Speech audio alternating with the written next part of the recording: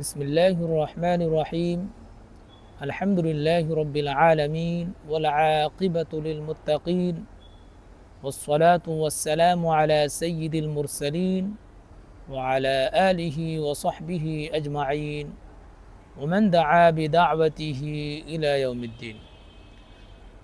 সুপ্রিয় দর্শক শ্রোতা ভাই ও বোনেরা, সকলের প্রতি আন্তরিক শুভেচ্ছা ও অভিনন্দন। আজকে আপনাদের সাথে শেয়ার করতে চাই ইমানদারের জন্য, মুমিন বান্দাদের জন্য আল্লাহর সাক্ষাৎ ছাড়া কোনো শান্তি নেই। একমাত্র আল্লাহর সাক্ষাৎ পেলেই মুমিন বান্দা শান্তি পায়। আল্লাহর সাক্ষাৎ ছাড়া ইমানদারের কোনো শান্তি নাই। যে ব্যক্তি আল্লাহর সাক্ষাৎকে ভালোবাসে, আল্লাহ তাআলা তার সাক্ষাৎকে ভালোবাসেন। হাদিস শরীফে বলা হয়েছে, মান আহাব্বা লিকা আল্লাহ আহাব্বাল্লাহু লিকাআহু। যে আল্লাহর সাক্ষাৎকে ভালোবাসে, আল্লাহ তাআলাও তার সাক্ষাৎকে ভালোবাসে। এটা শর্ত নয় যে আল্লাহর সাথে সাক্ষাৎ শুধু মৃত্যুর পর এই হবে, মৃত্যুর পরেই আল্লাহর সাথে সাক্ষাৎ হবে।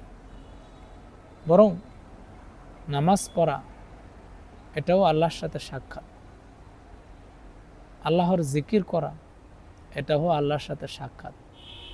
কোরআনে কারিমের তেলাওয়াত করা আল্লাহর সাক্ষাৎ। সাদকা করা আল্লাহর সাক্ষাৎ। রাত জেগে নামাজ পড়া আল্লাহর সাক্ষাৎ। আল্লাহর সৃষ্টির প্রতি ভালোবাসা আল্লাহর সাক্ষাৎ। মা বাবার সেবা করা আল্লাহর সাক্ষাৎ। আর এতেই মুমিন বান্দা, ইমানদারগণ শান্তি লাভ করে। ইমানদার শান্তি আল্লাহর সাক্ষাতের মধ্যে। আল্লাহর সাক্ষাৎ ছাড়া ইমানদারের কোনো শান্তি নেই।